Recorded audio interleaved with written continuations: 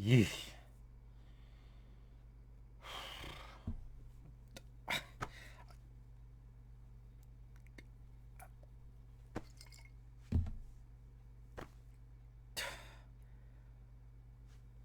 What?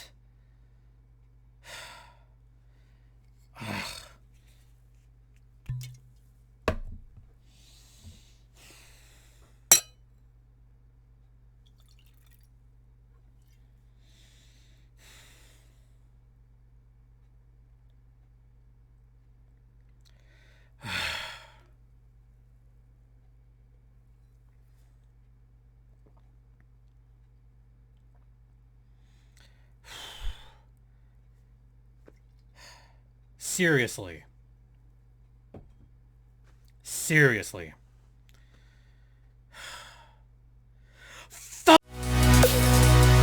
You're Locked On Ducks, your daily podcast on the Anaheim Ducks, part of the Locked On Podcast Network, your team every day.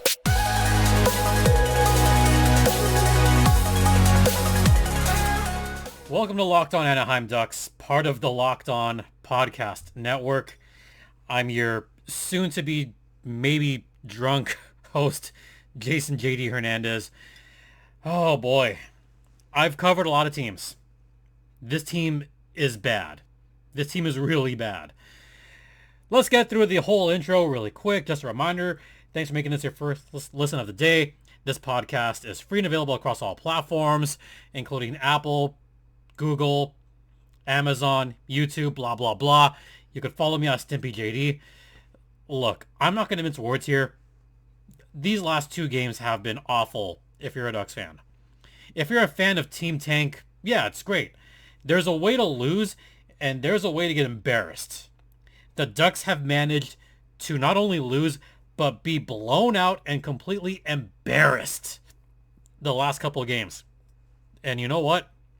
You might notice this is a full glass. This is not a half glass. This is a full glass of wine, because at this point it's time to get wine drunk at this point, folks. That's how bad this is. Look, I'm just gonna go off the cuff, wine in one hand. What more can I say? I mean, that McDavid goal just put me at a loss for words. I don't know what more I could say about this team that I haven't already said. But I'm going to try. I'm going to try to get through this.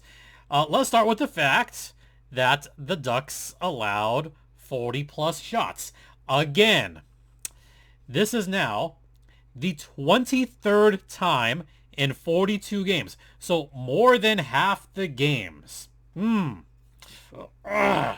than half the games, the Anaheim Ducks have allowed 40-plus shots. The 23rd time. Second on that list is Chicago. Oh, but get this. Third and fourth are Columbus and Phoenix. Those three teams, Blackhawks, Coyotes, Columbus, they have allowed 40-plus shots a total of 23 times combined. Combined! What? Are you joking me? You mean this one team in Anaheim has given up the same amount of shots that the next three teams combined have given up? It's sad. It's just ridiculous how poorly the Ducks are playing and how badly they are losing. This was a team that was supposed to come in with better expectations. They were supposed to come into this season with, I don't know, maybe the prospects doing really well in the NHL. Maybe this was a season where they could build off of what they did the first half of last season, not a continuation of the last second half. That's what this is. This is a continuation of the second half of last season. And this is as bad as it gets. This really is. I mean, I feel like the Ducks are just stalling here. They're stuck with nowhere to go. And now, Dallas Eakins, if he wasn't, I mean, yes, he's continually on the hot seat. yes, the lines he put out before the game were weird. They were weird lines. They separated Zegras and Terry. They put Zegras on a wing for some reason. Yeah, that top line with McTavish looked good, I guess. Blah. But really, it's getting harder to talk about this team on the daily. I mean, I don't get how some people, I get how some people can talk about their teams on the daily because they're good or because there's at least hope. For this Ducks team, what hope is there? Really? What hope is there right now for this Ducks team? Is the hope in the trade deadline? Is the hope in the draft? Is the hope that maybe the Blackhawks will win some games and the Ducks will be guaranteed a top 3 pick? Is that the hope? Because I certainly hope that's the hope. I've said multiple times, this season would be a failure if the Ducks don't get that number 1 pick. And I stand by that. If the Ducks don't get, actually no, at least the top 2. If they don't get a 1 or a 2 in this year's draft, then I would consider this season a complete and utter failure. That's where I see it. It's that bad, folks. I know there's a Disney day tomorrow. No, I'm not going to go to it. I thought about it, but given my following 5-day schedule up ahead, no, I don't want to make myself that tired. I just don't. I'm already past that point where I'm like, you know what? It's wine night tonight. Not that I don't care. I care. And I think because I care, it hurts. It hurts that much more with these embarrassing losses. It's the lot, like, if it was a loss where it was 2-1 or 3-2, and you could tell that they were just working really hard for all 60, like, I wouldn't respond like that. Last season at least gave me hope because they were close games. There were more close games than not last season. Even when the Ducks went on that bad run towards the end of last season, at least they were closer games. This season, it feels like it's been blowout after blowout after blowout. The goal differential right now is going to be in the negative triple digits. Easily. And we're only 42 games in. Something needs to be done. I don't know if Pat Verbeek wants to blow up the team like he did last trade deadline, but he might have to. He might have to just blow everything up at this point because these kind of losses are getting bad. And yes, I've avoided talking about the game itself. So you know what? We're just going to head into the first intermission right now. And you know what? We're going to talk about it. We're going to talk about just the game itself. But first, yeah. I mean, before we go into the first intermission, I just got to say, yeah, I know I'm drinking wine here.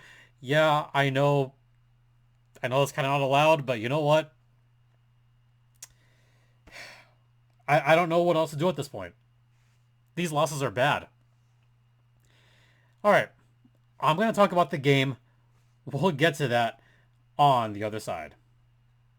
But first, let's talk about BetOnline, which is the one place that has you covered and the one place that we trust. BetOnline has you covered this season with more props, odds, and lines than ever before, including the NFL playoffs, which are coming up. Then you have the NBA All-Star breaks coming up. NHL All-Star break is coming up. Hey, maybe there should be a line on BetOnline as to if I could finish this entire drink by the end of the show. We got about 18 minutes left. I bet I could. And if you bet I could, that line isn't really up there. But you know what? Head over to BetOnline right now anyway. Using your mobile device or your laptop. BetOnline is where the game starts, and BetOnline is the official online sportsbook of the Locked On Podcast Network. And please gamble responsibly. Oh, welcome back to Locked On Anaheim Ducks, part of the Locked On Podcast Network. You're locked in with JD Hernandez. Let's talk about the game. Let's just dive right into it because why the hell not?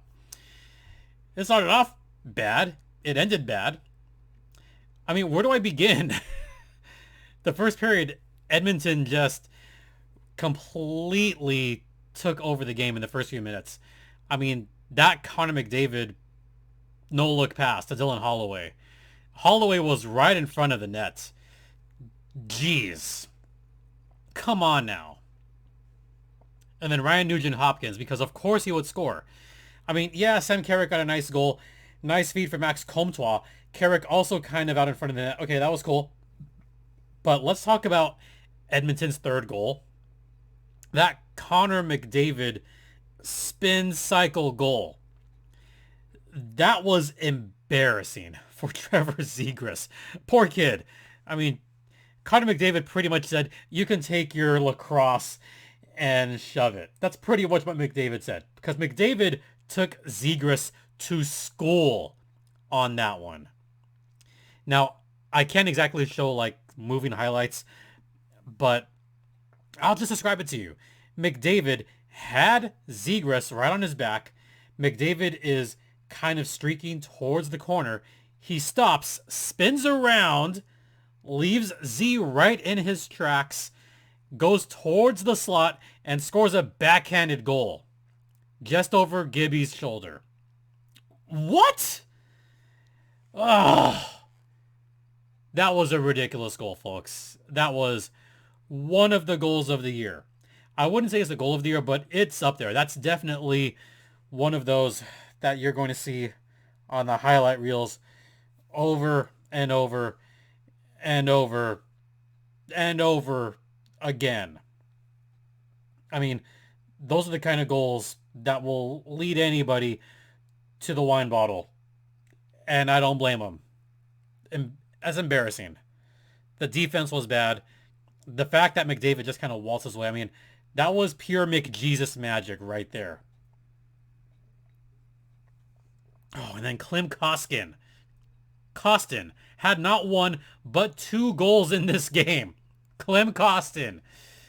Remember Klim Kostin, folks? Remember him? Let me remind you about Klim Kostin, shall I?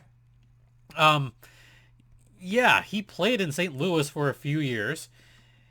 Was somewhat of a touted prospect back then. He was a first-round pick. Found his way in Edmonton, and he's kind of finding somewhat of a home with that team. This looks pretty good. Because of course he's looking that good. It's Edmonton. A lot of those guys are going to look good under that team. Oh, but then after Kostin's second goal, of course Leon Draisaitl got a power play goal because of course, and stop me if you've heard this before, the Ducks allowed a power play goal. The Ducks allowed a power play goal. Hey, guess what? The Ducks allowed a power play goal again.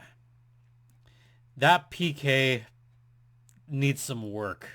It needs a lot of work. Gibby had given up 6 goals at that point, and I'm thinking, okay, they got to pull him, right? No, they left him in there for the rest of the period. I thought they would pull him after 5 goals, but no, they kept him in there for another 10 minutes, and then he was pulled after 40 minutes. But Anthony Stolarz was perfect in relief. He stopped all 14 shots. All 14 in 20 minutes. It's like maybe they should have started Stolarz. Oh yeah, they probably should have started Stolarz in general for the game. They could have arrested Gibby instead of letting him get embarrassed like that with no defense. Oh, but that 4th goal, the Klim Kostin goal, his first one. I mean, who do we give the assist to? Do we have to give an assist? Oh, we can give an assist here. Oh, how about, I don't know, Dmitry Kulikov? Should he get an assist for just handing the puck over to Klim Kostin? Because that's exactly what happened there. Yeah. Very much what happened. It was a bad turnover in their own frickin' zone. Their own zone. And Kulikov just passed it, just handed it to him. So I guess Dmitry Kulikov should get credit for that assist, even though on the official score sheet it says unassisted. No, there was an assist there, just not from an Edmonton Oiler. It was an assist from an Anaheim Duck for just handing the puck over. Here you go on a silver platter.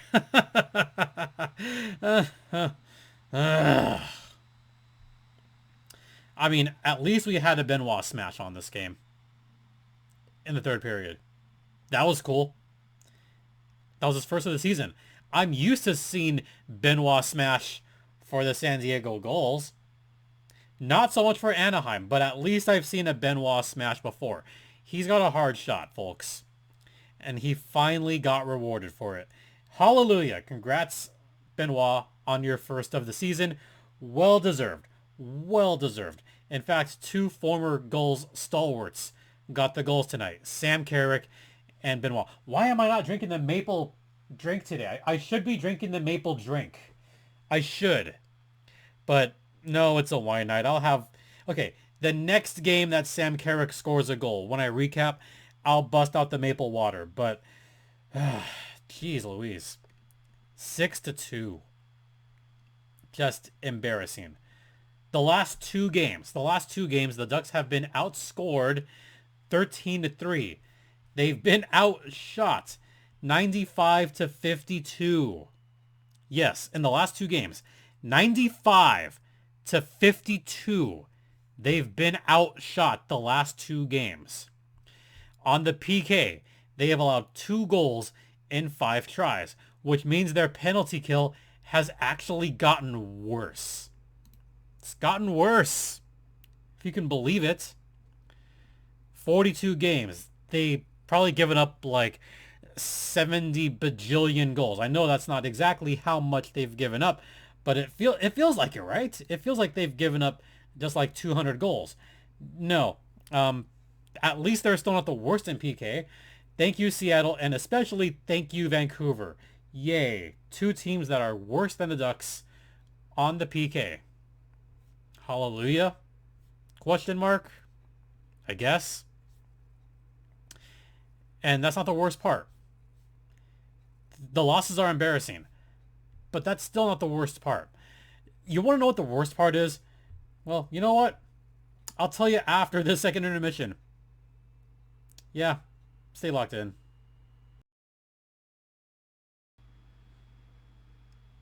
Another bad loss.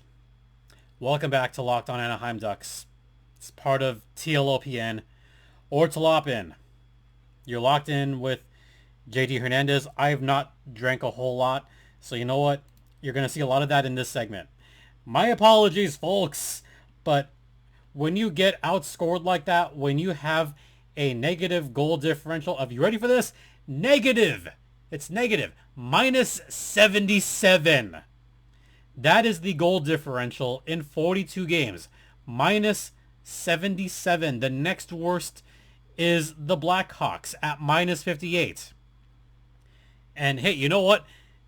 While there is hope, the worst thing about these embarrassing losses is the Ducks, as of right now, would not be guaranteed a top 3 pick. No. Right now, they are the 3rd worst team in the National Hockey League. 3rd worst, folks. That means that they could land anywhere from the number 1 pick all the way down to the number 5 pick. Guys, if you're going to lose in embarrassing fashion, just tank already, please. Just embrace the tank. There's 40 games left in the season. I mean, mathematically, the Ducks are still in it. There's 40 games left. They can gain 80 points. If they run the table and go 40-0, they can get to 108 points. Look, on average, the lowest wild card team gets in with 90 points. That's on average. That has been in the recent past. We've seen teams get in with as low as 86 points, I believe. In order for the Ducks to get 88 points, they would have to get 60 points in their last 40 games. 60 points. They would have to win 30 of their last 40 games in order to have a shot at a playoff berth. Honesty hour here, like complete honesty hour.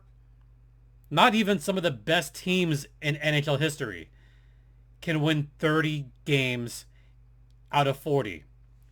I mean, the only team that's done that recently is a team that just beat up on the Ducks a couple nights ago. That's the Boston Bruins. Only the Bruins have won more than 30 games in a 40-game span.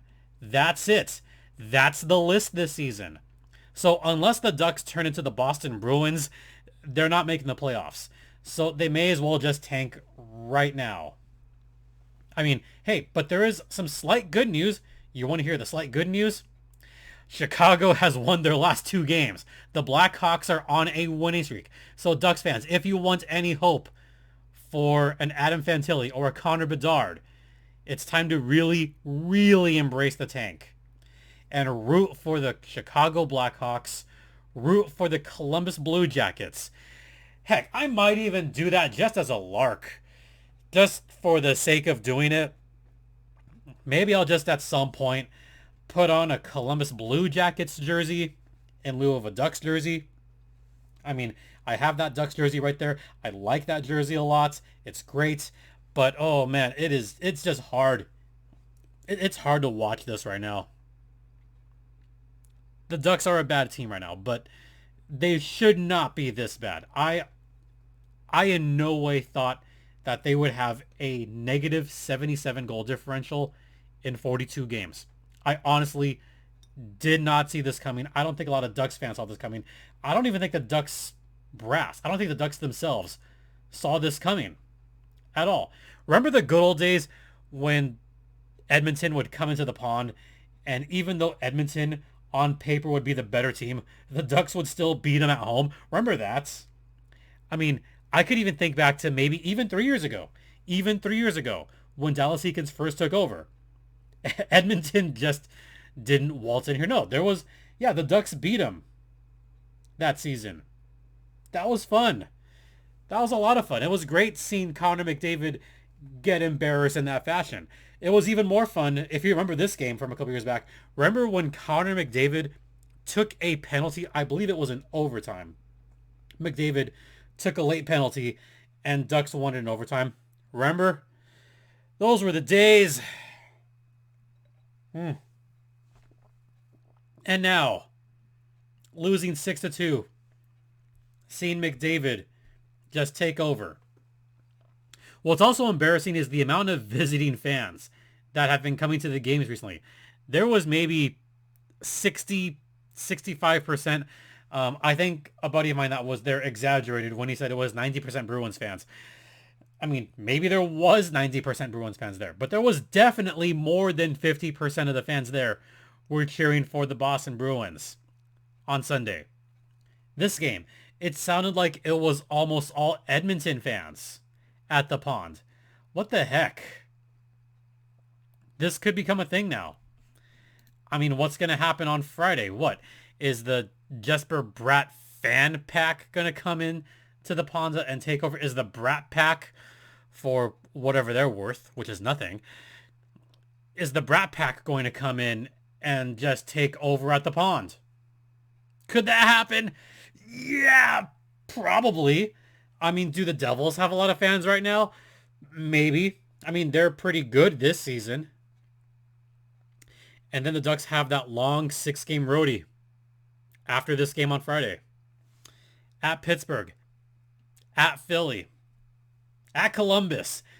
I mean, just for the heck of it, I might wear a Columbus jersey for that podcast when the Ducks play the Blue Jackets. Then they play the Sabres. Then the Coyotes. Then the Avs. Watch the Ducks lose all 6 of those games.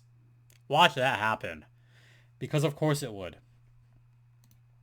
I mean, has this podcast turned into kind of a rant? Yes. Is there hope? Not in the next couple of months. The best hope is for those ping pong balls to fall in the Ducks' place. I mean, I would say cheers to all you Ducks fans for sticking by this. For sticking through the last 3 months. If y'all are still here after 3 months, you know, bless you guys. Bless you guys for sticking by this. The hope is in the future. Not the immediate future, but, you know, the future of next season. When Jamie Drysdale is back to full strength. When McTavish develops more. when Zegras gets better, when Z enters his prime, when Troy Terry becomes a monster across the league. That is the hope. Also, in a weird way, the hope is for, at this point, I mean, pretty much everyone on my feed is saying it, so I'm going to say it too. The hope is for a new head coach next season. So all kinds of hope, but not for this season. Not until the May draft lottery. So to those of you that have stuck around, cheers to all of you. Oh, here we go.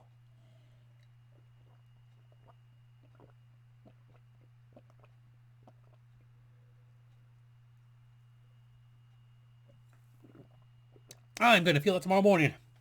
Okay. Yeah, that'll do it. Don't forget, this podcast is free and available across all platforms, including Stitcher, Spotify, Odyssey. If you're watching on YouTube, I'm sorry. Oh boy. You can follow me on Twitter. My personal Twitter is at StimpyJD. The show's Twitter is at LO_Ducks. If you want to drop me a line of condolences, you could do so at LockedOnAnaheimDucks@gmail.com. Once again, thank you all so much for your continued support. Thanks for sticking around. I really appreciate it, folks. Oh, that was a lot right there. For Locked On Anaheim Ducks, I'm Jason JD Hernandez, laughing through the pain, saying have a great rest of the afternoon, evening.